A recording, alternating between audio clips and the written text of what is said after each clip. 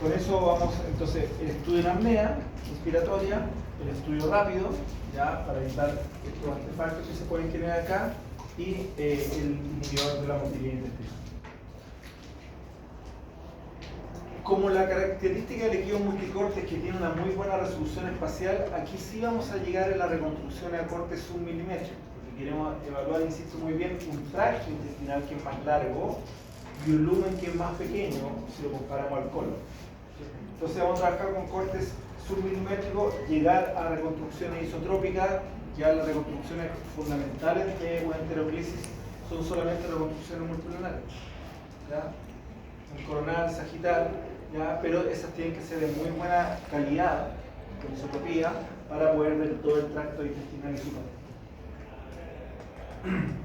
Entonces, lo que nosotros queremos lograr en la enteroclisis es esto que está acá, es decir, solamente el intestino delgado queremos que esté bien distendido para poder evaluar el grosor real de la pared, distendido con agua, y a la vez que la pared del intestino delgado esté contrastando, ¿ya? Esté captando contraste. Por lo tanto, quiere decir que la enteroclisis portal, como vemos acá, requiere contraste intravenoso. Vamos a lograr una diferencia de contraste con el agua, que va a ayudar a distender y diferenciar el lumen de la pared, y un contraste aún mayor de la pared con el uso del contraste yodado, ya con el contraste intravenoso. Si nosotros para el estudio intestino delgado hiciéramos como vemos acá, que todo el intestino delgado, solamente el intestino delgado está lleno de agua, la administración de esta agua tiene que ser en gran cantidad y en muy poco tiempo, ¿ya? Porque, insisto, queremos solamente ver que el intestino delgado esté con agua y no el colon, ya, para poder diferenciar. Entonces, si nosotros le damos al paciente a tomar agua, no vamos a lograr eso, porque el paciente toma agua, vamos a distender el estómago con agua, y el estómago por presión va a ir filtrando a poco el intestino delgado.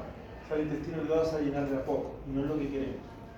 Entonces, para este estudio lo que se hace es poner una sonda nasoenteral, y a través de la sonda nasoenteral se le pasa agua al paciente, ¿ya? Para que nos saltamos el estómago, llegamos directamente al intestino delgado, y por lo tanto administramos gran cantidad de volumen en poco tiempo, ¿ya? Esa es la idea. La enteroclisis para ciertos estudios tiene, fíjense, una sensibilidad y una especificidad súper alta, sobre todo para esta enfermedad inflamatoria intestinal, sobre todo el Crohn en etapa fría. Por lo tanto, es la técnica de elección para ese tipo de patología. Sirve también para la obstrucción intestinal parcial, no así para la obstrucción intestinal completa. Si el paciente tiene una obstrucción completa, no podemos administrarle agua, ¿cierto? Por la obstrucción que tiene, por lo tanto no sirve para ese caso. Para la obstrucción intestinal parcial sí nos podría servir la enteroclisis.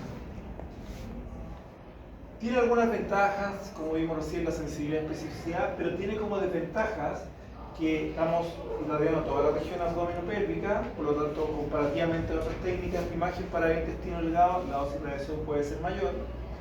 Tiene como desventaja también que vamos a usar contraste intravenoso, contraste yodado, por las limitaciones que en algunos pacientes se puede tener. También tiene como desventaja que hay que instalar una sonda nasoenteral en su bajo radioscopía, lo hacen médicos, ¿cierto? Y lo ideal es que esta sonda llegue hasta el ángulo de Flex. Entonces tiene que ser bajo radioscopía y guiado por baja radioscopía. Y esto hace que el costo sea un poco mayor, porque hay un procedimiento previo, que es la instalación de la sonda, y luego hacer el estudio de la contraindicaciones, básicamente el embarazo por el tema de la radiación, la insuficiencia renal o el clearance creatinina elevado, más que la creatinina como aparece ahí, y la obstrucción intestinal completa es una contraindicación. ¿Para qué se pide la enteroclisis por TAC entonces? Para enfermedad inflamatoria intestinal, como decía, sobre todo el Crohn, para sospecha de neoplasia intestinal, sobre todo el tumor carcinoide. Se puede que el tumor carcinoide cuando está en la pared del intestino delgado afecta mayoritariamente a la porción distante del intestino delgado. Y la enteroscopía no nos permite llegar hasta ese nivel. Hemorragia digestiva con estudio endoscópico negativo, es decir, un paciente tiene un hematocrito que está disminuyendo, ¿ya? Sin embargo, un estudio endoscópico nos muestra que hay un sitio de sangramiento activo.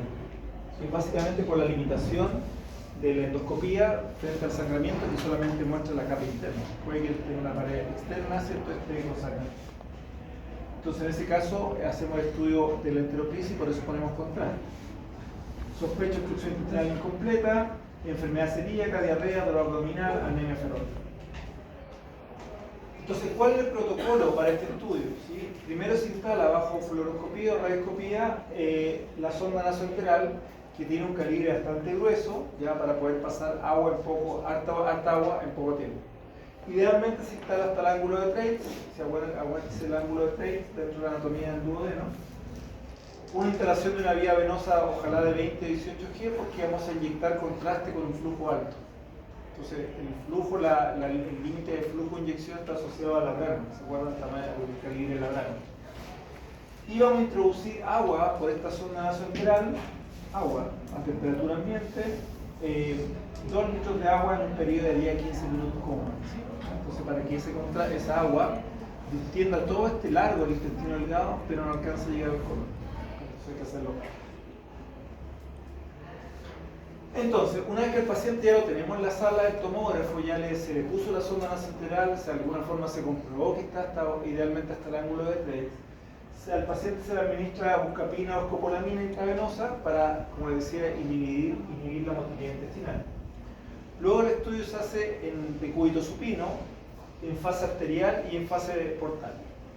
¿Ya? Se hacen 2 adquisiciones, ya estas 2 fases contrastadas. No hay una fase sin contraste para el enterocrisis, no tiene relevancia. Entonces, son básicamente 2 fases, una arterial y una venosa. Por eso la vemos la más gruesa. Por lo tanto, el volumen de contraste no puede ser tan bajo, porque si fuera volumen muy restringido, muy disminuido, y solamente cuando hacemos una angio, ¿se acuerdan? Solamente fase arterial. Pero si vamos a adquirir una fase venosa también, que es retorno venoso, el volumen tiene que ser más. ¿Ya? Entonces, cercano a 100 ml, un flujo de 3 a 4 ml por segundo, y los delays para cada fase, 35 y 70 segundos. Luego, reconstruir fino, básicamente para tener isotropía y que nuestra reconstrucción multiplanar coronal sagital sea la adecuada. Entonces, una vía venosa, se le pasa por la zona nasoenteral agua rápidamente, hasta 2 litros de agua, ¿bien? Y luego se pasa a la sala de examen, y el resultado son entonces el intestino delgado bien dilatado con agua. La pared marcada porque está con contraste. 2 adquisiciones, arterial y venosa. ¿Ya? La arterial básicamente es para ver hemorragias. ¿Ya? Reconstruimos los distintos planos, acá cierto un plano coronal, vemos efectivamente el intestino delgado lleno de agua y la pared marcada. Se ve en algunos casos la presencia de ciertos artefactos que ustedes tienen que definir si molestan o no en la visión de algunas asas de intestino. Ustedes se fijan, ahí hay un artefacto. ¿Ya? Y ese artefacto está dado por la punta de la sonda. La punta de la sonda es metálica para poder verla bajo radioscopía, ¿cierto? Poder ir siguiendo el avance, y por lo tanto eso es metal y genera artefacto.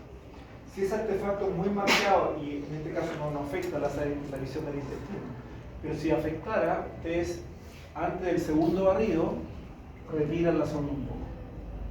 Total, ya le pasaron agua, no le van a pasar más agua, ¿ya? Para que esa punta metálica no le genere mayor afectación.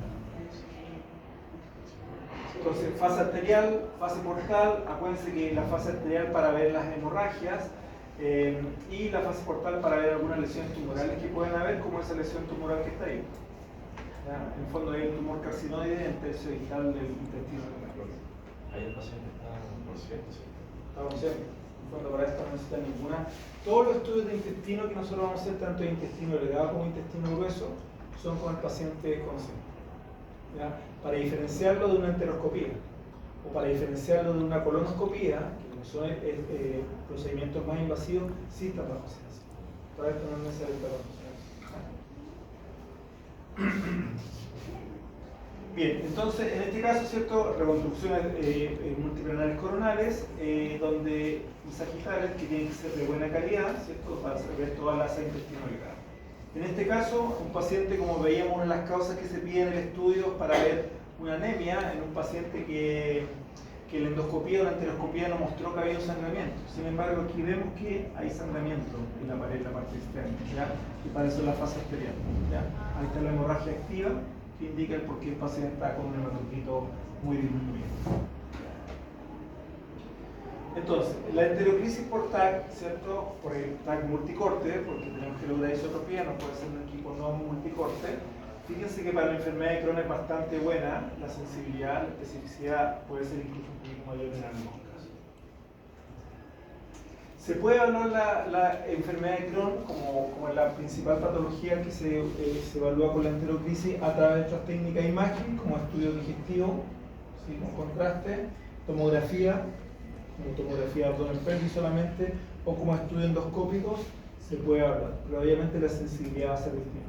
¿Ya? Si nosotros evaluamos en este caso directamente la mucosa y si hay una inflamación de la mucosa, la vamos a ver adecuadamente con esta técnica. Pero si la inflamación es en las capas intermedias, como veíamos que genera el edema, no lo vamos a ver aquí. ¿Ya? En la evaluación de estas placas de irritación mucosa, claramente la mejor técnica de visualización va a ser la cápsula endoscópica, la cápsula que el paciente ingiere. ¿Ya? Pero en la visualización del edema pericolónico, ¿sí? O periintestinal, no vamos a tener una buena visión de la cápsula. Entonces, la enteroclisis por TAC, ¿cierto?, tiene una muy buena sensibilidad y especificidad, como vimos, y vemos que para la enfermedad de Crohn, a pesar de esa alta sensibilidad y especificidad, la mejor técnica para ver estas placas de inflamación en la mucosa va a ser la cápsula endoscópica. Luego está la enteroclisis por TAC, está la enteroresonancia también, ¿cierto?, pero un costo distinto, seguido de la enteroscopía o endoscopía, pero enfocada en intestino delgado, y en último lugar, como criterio de sensibilidad y especificidad, el tránsito intestinal. Ya es un poco para la enfermedad de Crohn, un poco la guía de los estudios que se realizan para un diagnóstico más adecuado. Entonces, enteroclisis por TAC es, como decía, específicamente intestino delgado. Nada más, ¿ya? Para ver patología del intestino grueso tenemos estas otras dos, colonoscopía virtual y la coloclisis. La colonoscopía virtual es básicamente, sirve para varias cosas, pero mayoritariamente para evaluar presencia de pólipos colónicos. El pólipo, ¿cierto?, es un precursor de un adenocarcinoma colónico o un cáncer de colon. ¿Ya? Una lesión benigna que se puede transformar. Hay una mutación de un gen que se llama gen APC, que hace que este nódulo benigno se transforme en uno maligno, en un cáncer. ¿Ya? ¿Y cómo nosotros podemos determinar, porque es una mutación genética, cómo podemos determinar eso? Por la presencia, por el crecimiento del pólipo. Si el pólipo crece más de 5 milímetros y llega a 10 milímetros, es porque hubo una mutación del gen. Por lo tanto, ese pólipo de 10 milímetros ya no es completamente benigno y se va a transformar en algún momento en un cáncer de colon, que puede ser un periodo, una ventana de tiempo bastante larga, pero se va a transformar porque ya creció al doble del límite, que era 5 milímetros. En ese caso, vamos a ver crece hacia adentro. El divertículo hacia afuera, el pólipo crece hacia adentro, ¿verdad? Lo vamos a ver ahí mismo. Y por lo tanto, la mejor técnica para ver esos pólipos es la colonoscopía clásica. Lo mismo que la endoscopía, que meten vía por la boca el endoscopio, aquí es vía rectal que meten este endoscopio, que es el colonoscopio, ¿sí? Y por lo tanto permite ir visualizando en tiempo real, van avanzando, si hay pólipos o no. Si hay pólipos, el colonoscopio, que tiene una camarita, ¿cierto?, que avanza en forma retrógrada por el colon y en forma recta, no tiene la posibilidad de culparse. ¿Ya? Si encuentra un pólipo, lo puede extirpar. Una polipectomía directa con el colonoscopio. ¿Ya? Esa es la ventaja que tiene, pero es un procedimiento invasivo. La colonoscopía virtual hace exactamente lo mismo, en forma no invasiva, con mejor sensibilidad, vamos a ver, pero no tiene la opción de hacer una polipectomía. ¿Ya? Pero en el fondo podríamos evitar a muchos pacientes que se hagan un procedimiento invasivo cuando no tenían pólipo. Hacerle entonces este procedimiento que es menos invasivo, ¿ya? Y los que tengan pólipos de tamaño van a tener que igual a la otra técnica, pero en el fondo hay un alto porcentaje de gente que se evitaría ese procedimiento. La colonoscopía virtual, de hecho, es considerado un método de screening ya hace muchos años por el Colegio Americano de Radiología para la detección de pólipos. ¿Ya? Un método de screening. ¿Qué es lo que es un método? ¿Qué es lo que es un screening? ¿Se acuerdan? Es un método preventivo para algunas patologías y que sea lo menos invasivo para el paciente. ¿Cuáles en tomografía son las dos grandes desventajas que tiene la tomografía respecto al cuidado al paciente? La dosis de reacción y qué más. Y el contraste. Bien, por lo tanto la colonoscopia virtual es una técnica de baja dosis y no usa contraste. ¿Ya? Entonces, por eso es considerado un método escrito. Bueno, y la otra es la coloclisis, que es para ver lesiones que están en las distintas capas o más allá de las 3 capas del colon. Bueno, entonces en el intestino grueso, los pólipos, como les dije, son estas lesiones benignas que crecen hacia adentro, los divertículos íntimos hacia afuera, que son precursores de un adenocarcinoma colónico. Ahí están los pólipos, se fijan que crecen, ahí está el lumen colónico, lleno de aire, y ahí está el pólipo, crece hacia adentro, no hacia afuera.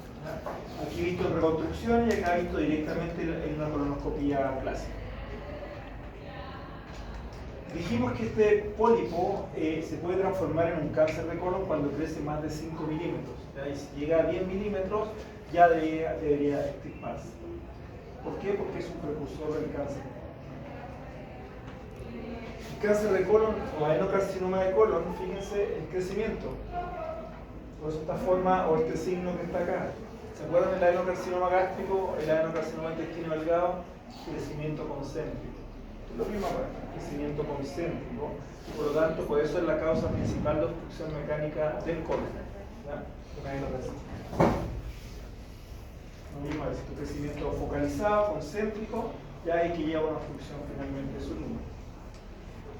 Entonces, para evaluar los pólipos, ya antes que se transformen en un cáncer de colon, está esta colonoscopia virtual. Ya en la colonoscopia virtual lo que hacemos nosotros es ir navegando por dentro del colon. Bien, y poder evaluar, ¿cierto?, si efectivamente hay estas protuberancias hacia el lumen colónico. La imagen de este colon, ¿cierto?, sí nos genera cierto conflicto. Bien, y básicamente es que nosotros estamos viendo aquí las austras, acuérdense las austras, la anatomía del colon, y estamos viendo esta pared que es lisa. Esta pared posterior que estamos viendo acá no es la pared del colon. ¿Ya? Son los niveles hidroaéreos, que siempre va a quedar un poco en el colon. Entonces no está súper limpio el colon, pero siempre queda un poco, y por lo tanto vamos a ver en alguna parte una pared posterior lisa que no es pared posterior realmente. ¿Ya? Entonces aquí no tenemos la visión de la pared posterior. ¿Qué implica eso? Que siempre en una colonoscopía virtual hay que hacer 2 adquisiciones, de cúbito supino y de cúbito plano, ¿ya?, para poder evaluar la pared posterior. ¿Ya? Siempre se hacen ambas adquisiciones. De hecho, los programas de colonoscopía que traen los equipos, cuando usted entra al software de colonoscopía, les pide supino y plano, siempre hay que hacerlo, porque la cantidad de líquido hace que se está limpio, pero puede ser un poquito y ya no ha hecho perder esa área. Es solamente eso, ¿ya? Entonces, siempre van a ser en decúbito supino y decúbito plano. Distintos estudios para evaluar el intestino grueso, básicamente. Entonces vamos a ver ahora para los pólipos la colonoscopía virtual. La colonoscopía virtual nosotros podemos usar distintos modelos de reconstrucción para ver el colon, que si se fijan ustedes está bien distendido porque al paciente le administramos aire. En la enteroclisis, ¿se acuerdan que distendimos el intestino delgado porque le administramos agua? Vía oral. Aquí vía rectal se administra aire. ¿Ya? Y se distiende el colon para poder ver la pared. Con la misma finalidad de lo que hemos visto en el resto del tracto gastrointestinal. Poder ver el grosor real de la pared hasta 3 milímetros y ver si hay estos pólipos con una pared distendida. Si no está bien distendida, la pared se ve más gruesa y podemos ver como que hay un pólipo cuando no lo hay realmente. Entonces tiene que estar bien distendida. Y por lo tanto, para esto vamos a usar distintos modelos de reconstrucción. Acá un VR transparente, podemos usar un STS mini, ¿se acuerdan? Porque esto es solamente aire, entre otras cosas. Y las navegaciones virtuales que estábamos viendo ahí. La colonoscopia virtual, a diferencia de la colonoscopia clásica, como me preguntaban recién por acá, no requiere ningún tipo de sedación. ¿Ya? Porque no es tan invasivo, no es invasivo como el colonoscopio. No requiere uso medio contraste intravenoso. Aquí el contraste se genera entre el aire y la pared. O sea, hay una diferencia de atenuaciones muy marcada entre el aire y la pared. O sea, ahí está el contraste. ¿Ya? Es el aire. No utiliza mucho tiempo de realización del examen. Y por lo tanto, lo que nosotros vamos a ver dentro de los distintos modelos de reconstrucción, estos que están acá, que recién veíamos como video, que es una navegación virtual. Ustedes se fijan, al principio les cuesta un poquito entender el mono. Ya acá está en el fondo la reconstrucción VR en profundidad, que es una navegación virtual, están las autos, están las paredes, y se fijan aparece un hoyito, ¿cierto? Tiene un hoyo ahí. Ese hoyo es un divertículo, porque está creciendo hacia afuera. Igual lo vemos acá, pero no es la visión, no es el criterio fundamental. En cambio eso está creciendo hacia adentro, hacia el lumen, eso que está ahí. Eso es un pólipo. ¿Ya? Entonces, lo que ves hacia el lumen, está extendido, lleno de aire, es un pólipo, y estos como hoyos que se ven, están creciendo hacia afuera, son los líquidos. ¿Ya? Entonces, de esa forma. Lo que estamos viendo acá atrás no es real. O sea, no es que no sea real, no es la pared real, es un nivel. Por eso vamos a completar con bicudo propio, ¿sí? Miren la sensibilidad y especificidad que tiene la colonoscopía virtual para pólipos menores de 6 milímetros. Dijimos que los pólipos de 10 milímetros o más son los que se extirpan. Sin embargo, pólipos menores igual tienen una sensibilidad y especificidad superior. Y los pólipos de 10 milímetros, que son los que se extirpan, casi 100%. Incluso, si nosotros lo comparamos a la colonoscopía óptica o clásica, tenemos mejor sensibilidad con la colonoscopía virtual. Y es porque yo les dije recién que el colonoscopio va viendo con una camarita en tiempo real, va avanzando, pero como es rígido para que pueda avanzar, no puede angularse y mirar de vuelta. Siempre mira hacia allá. Entonces imagínense que tienen un pólipo que está detrás de un pliegue de un auto, chiquitito. Como la cámara va para allá, puede que no lo vean. Por eso, en cambio, como aquí hacemos una navegación virtual, nosotros podemos navegar mirando para allá, mirar para acá, girar la imagen, lo vemos. Entonces, por eso tiene mejor sensibilidad, a pesar de que el otro sea como una visión directa. Aquí fíjense, 92%, pólipo de 6,8 milímetros versus la TC 96. Acá no. ¿Ya? Entonces, tiene mejor resultado.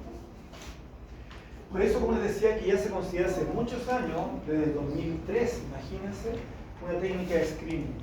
¿Ya? Baja dosis y no usamos contraste. Si usamos una baja dosis de radiación, ¿qué quiere decir eso? Pensemos que no tenemos iteración, porque con las iteraciones ese problema lo podemos solucionar. En un equipo que no tenga iteración, en 2003 no había iteración. Y si la técnica es de baja dosis, ¿eso va a generar en el abdomen ruido? En la visión de todo el abdomen va a generar ruido una técnica de baja dosis.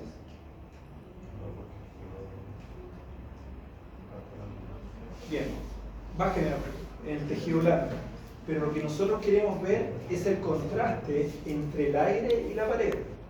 Como el contraste inherente es alto entre el aire y la pared, si es que hay ruido, no afecta la resolución. Acuérdense que el ruido afecta la resolución de contraste. No hay afectación de resolución de contraste, porque es mucho la diferencia de contraste entre el aire y la pared. ¿Qué va a pasar con el resto del tejido? Puede que haya ruido, ¿ya? Pero el foco es en la pared, porque ahí está los puntos. Entonces, por eso en el fondo el ruido no nos va a afectar. Ahora con iteración, menos aún, porque eso lo podemos mejorar matemáticamente. Bueno, un poco las indicaciones, sobre todo para pólipos, como les decía. Factor de riesgo de cáncer de colon, paciente con familiar de primer grado con cáncer de colon, pólipo mayor a 10 milímetros, historia familiar de poliposia adenomatosa, muchos pólipos, enfermedad inflamatoria intestinal y cáncer o pólipo adenomatoso. Entonces dijimos que había una mutación de un gen, que es el gen APC, que va a hacer que este pólipo benigno se malignice, y por lo tanto los 10 milímetros hay que extirpar sí o sí. Por eso en el fondo estos estudios preventivos, porque los pólipos son bastante frecuentes. Entonces, es un estudio no invasivo, pero requerimos algunas condiciones en el paciente. Una es que el colon esté bien limpio. Ya, o sea, nosotros lo vamos a extender con aire, pero necesitamos que el lumen no tenga heces fecales. Por lo tanto, necesitamos que el paciente haga una limpieza del colon. Y hay dos tipos de limpieza, una limpieza seca y una limpieza húmeda. La limpieza seca básicamente es dieta. Algunos días, ¿cierto? Una dieta rica en fibras que elimine más rápido las heces fecales. Y una dieta húmeda que se llama que es con polietilenglicol, que acelera, ¿cierto?, el proceso de eliminación porque produce mucho líquido. ¿Bien? Entonces, puede ser que en la dieta húmeda nosotros tengamos una limpieza importante de heces fecales, pero en algunos casos puede quedar mucho líquido en el lumen colónico. ¿Sí? ¿Qué pasaba si quedaba si quedaba líquido en este lumen colónico? ¿Cómo solucionábamos ese líquido que hacía que la visión de la pared no fuera la correcta? Lo damos vuelta, pues, lo poníamos prono, ¿cierto? Pero ¿qué pasa si tengo mucho líquido en esa pared y más de la mitad de la pared está con líquido? No vamos a solucionar al paciente al ponerlo en prono, porque más de la mitad de la pared está con líquido. Entonces, una indicación de suspender una colonoscopía es cuando efectivamente el colon no está bien preparado, no está bien limpio. O de heces fecales o porque tiene mucho líquido. ¿No? Entonces, es una condición que hay que tener. Entonces, dentro de las desventajas de la colonoscopía, el uso de radiación ionizante, aunque sabemos que es una técnica de baja dosis, la preparación del paciente con esta dieta húmeda y seca puede ser una contraindicación porque no siempre el paciente queda bien limpio. Y la otra desventaja es que si hay un pólipo que sea mayor o cercano a 10 milímetros, que sabemos que hay que extirpar, la colonoscopía virtual no lo va a poder extirpar. ¿Ya? Entonces tiene que ir ese paciente a la colonoscopía clásica y hacer extirpar. ¿Sí? 15% aproximadamente de los pacientes asintomáticos presentan pólipos de 6 a 8 milímetros, que están ahí en el límite. 7,5% de los pacientes requieren polipectomía, o sea, porque los pólipos son mayores a 10 milímetros. O sea, si yo llevara 100 pacientes a hacerse una colonoscopía clásica, un 7,5% nomás efectivamente requeriría la colonoscopía clásica porque hay que extirparlo. Bien, entonces hay un alto porcentaje de la población que podría evitar un procedimiento de ese tipo, que es invasivo, que no sé qué, requiere sedación, etcétera, porque no requiere polipectomía. Entonces, preparación, dijimos una preparación seca y una preparación o una preparación ¿cierto? Va a depender de las condiciones. Si queremos hacer estudios más rápidos, pacientes más urgentes, quizás es mejor la preparación húmeda. ¿Ya? Pero tenemos una mayor probabilidad de que haya mucho líquido como contenido en el lumen colónico. Una vez que el paciente ya viene preparado, ya sea con esta preparación o con esta otra preparación, al paciente se le pone vía rectal una cánula Miller y por esa cánula Miller se administra aire ambiental o CO2. ¿Ya? Depende del lugar. ¿Ya? Si es un lugar un poco más que tiene más recursos, probablemente tengan una inyectora automática, así como tenemos para el contraste, que inyecte CO2, ¿ya? De forma más controlada. Y eso es más tolerado por el cuerpo porque ese CO2 de alguna forma interactúa mejor con las paredes del colon. En cambio, si es aire ambiental, que se administra en forma manual, es menos tolerado por el paciente. ¿Ya? Y por lo tanto, la cantidad de aire a inyectar o administrar al paciente, que dice ahí por lo menos 700 cc, está muy asociado a la tolerancia del paciente. Entonces ustedes ponen aire ambiental, insuflan el colon, el paciente llega un momento que le va a empezar a doler. Va a doler. ¿Sí? Cuando ustedes están llenos de gases. ¿Sí? Aquí en lo mío le están poniendo mucho aire, ¿cierto? Y va a doler esa distensión del colon. ¿Ya? Entonces es a tolerancia del paciente. Tiene mejor tolerancia al CO2, pero no todos lados usan CO2. La mayoría usa aire. Entonces ahí están un poco los instrumentos que se van a utilizar, la cánula Miller. ¿Sí? Fíjense que la cánula Miller, cerca a la puntita, tiene un elemento que se infla, un globito, que no alcanzó a aparecer acá, aparece en esta imagen de acá, un globito que se infla. Si al paciente le ponen la cánula Miller vía rectal, una vez que queda ya instalada, ese globito se infla. Porque como le vamos a poner aire al paciente, por presión el aire puede sacar la cánula. Entonces el globo queda como fijando la cánula. Obviamente, antes de sacar la cánula Miller, cuando termina, hay que desinflar el globito. Desinflar el globo y sacar.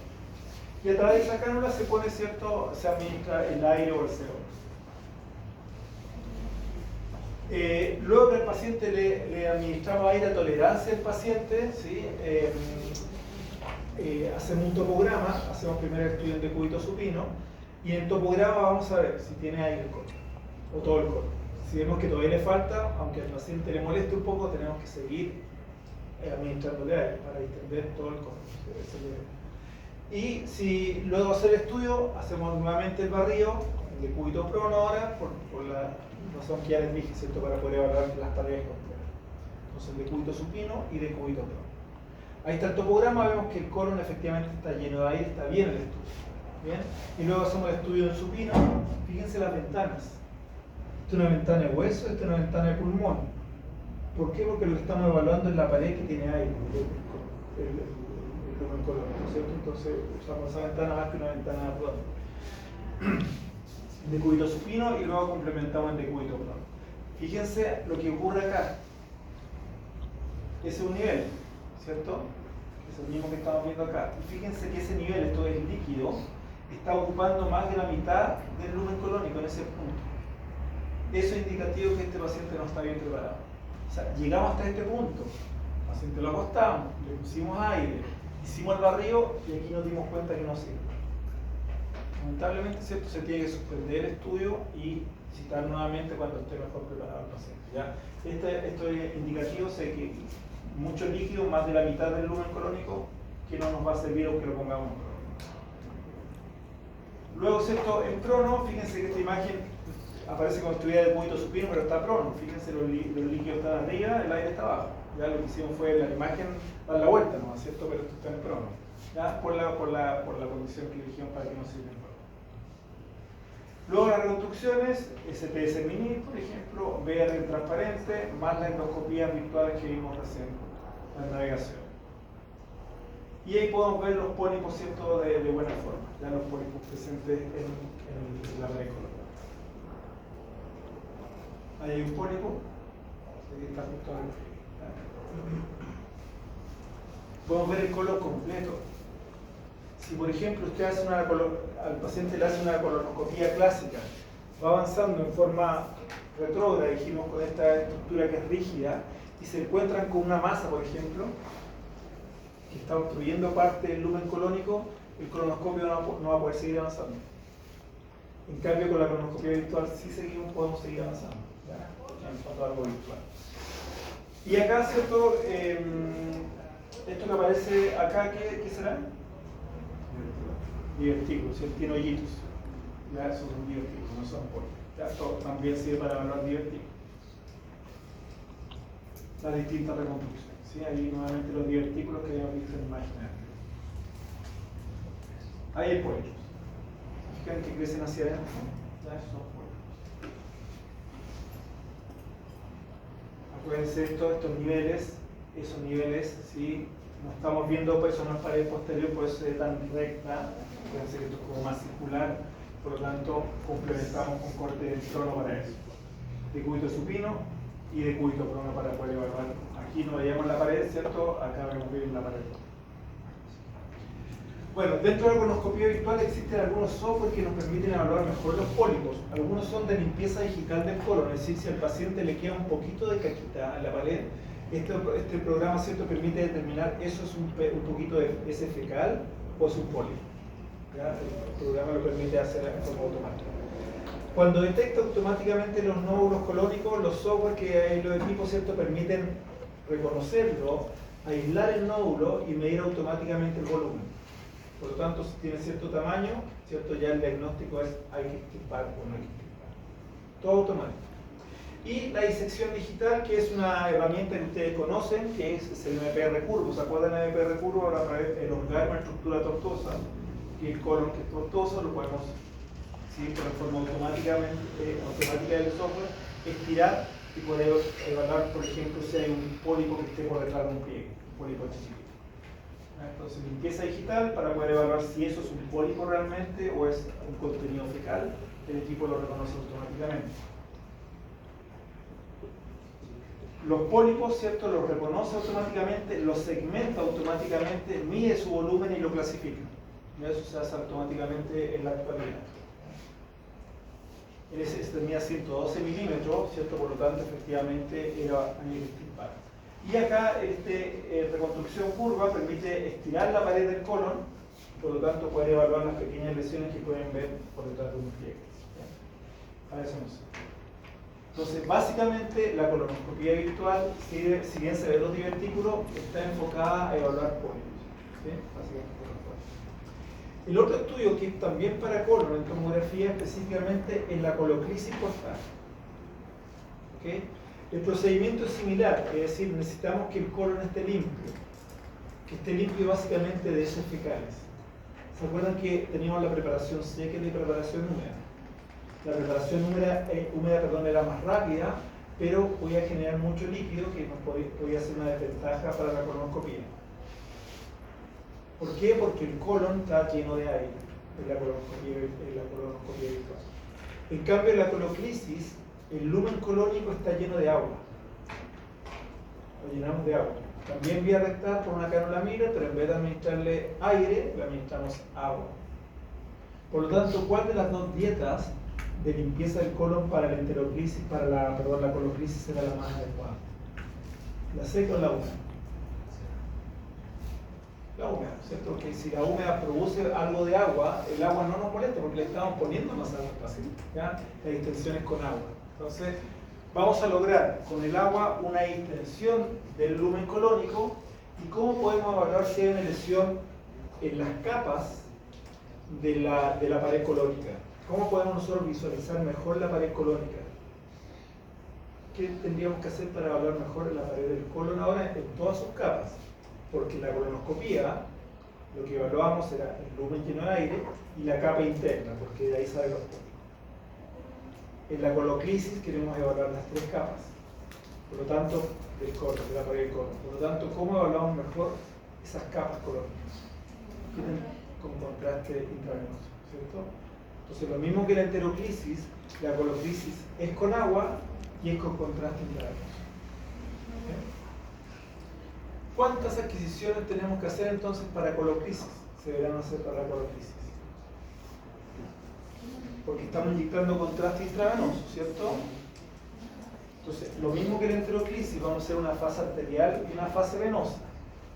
Pero además, como el lumen colónico es más grande, también se pueden formar niveles, vamos a complementar con prono.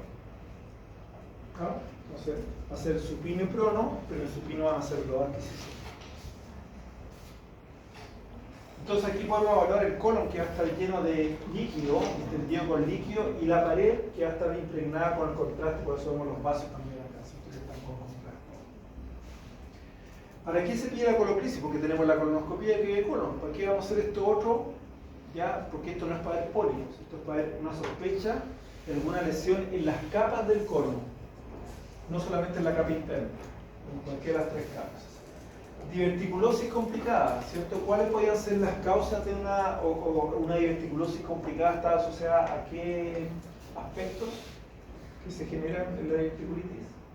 ¿Se acuerdan qué patologías asociadas a la diverticulitis se pueden generar en pacientes que llevan a que esto se complique? Un absceso, una perforación, una fístula. Por lo tanto, en la evaluación de esa patología, una técnica adecuada sería la coloclisis. Sospecha invasión mural por un tumor ginecológico, es decir, un tumor ginecológico por vecindad está infiltrando la pared del colon, de afuera hacia adentro. Para poder caracterizar eso bien, también se estas capas del colon, una coloclisis. Y sospecha un tumor transmural también propio de la pared del colon. Un poco la sensibilidad también es muy alta para este tipo de lesiones transmurales. Bien, y obviamente tiene una mejor sensibilidad y especificidad que un TAC de abdomen pelvis por sí solo, porque estamos en el estudio preparándolo para evaluar las paredes del colon. Como el estudio es con contraste, como el estudio es con contraste intravenoso, etc., las desventajas y contraindicaciones son las mismas que vimos para la enteroclisis, porque también ponemos agua, también ponemos contraste intravenoso. Son las mismas contraindicaciones y desventajas. Pero agregamos a la preparación, ¿cierto? Que dijimos que puede ser preparación seca o húmeda, que en este caso sería mejor la húmeda. Agregamos como preparación un ayuno, ¿cierto? Un ayuno de sólidos de 4 horas que podría ser incluso mayor si la preparación es seca. Vamos a poner una vía venosa, vamos a preparar una bajada, ¿cierto? Una bolsa de bajada de líquido, que es hasta 2 litros de líquido, bien, que se administran bajo presión por gravedad, ¿ya? Y se va a administrar a través nuevamente de la misma cánula Miller. Por la cánula Miller, nuevamente se va a inflar el globito, ya para evitar que por presión el agua saque la cánula Miller. La adquisición, dijimos, van a ser dos en decúbito supino, una en fase arterial y una en fase venosa, y luego vamos a complementar con una fase con adquisición entrónica. Entonces lo que vamos a ver ahora es el colon, así como veíamos recién el intestino delgado distendido con agua y la pared marcada con el contraste intravenoso, ahora es el colon el que se ha distendido con agua y la pared marcada por el contraste intravenoso. Pero es el colon, no es el intestino delgado. Fíjense cómo aquí el colon a nivel sigmoide no se ve adecuadamente porque efectivamente acá hay afectación de las capas de la pared colonial. Supino y prono. Supino y decúbito. Obviamente las reconstrucciones que vamos a hacer tienen que ser reconstrucciones isotrópicas y fíjense acá también que lo que estamos viendo distendido con agua es solamente el colon, no el intestino delgado. ¿Ya? La idea sí, es que solamente el intestino que estamos estudiando sea el que está distendido, porque no quiere enteroclisis previa, solamente el delgado y no el grueso. Entonces las distintas reconstrucciones vemos como aquí a nivel del colon descendente vemos efectivamente muchos divertículos que están generando un estrechamiento del lumen colon, una diverticulosis complicada. Bien, entonces dentro de las conclusiones para la evaluación alternativa con imágenes, ¿cierto?, del intestino, algo que ya se conoce y que son métodos menos invasivos y que tienen a su vez una mayor sensibilidad y especificidad, vamos a tener estos dirigidos específicamente al intestino delgado o a intestino grueso. El estudio no es de ambos, o es de intestino delgado o de intestino grueso, ya va focalizado y pues tienen distintos nombres y distintas preparaciones. Bien, vamos. Preguntas. No apuremos mucho.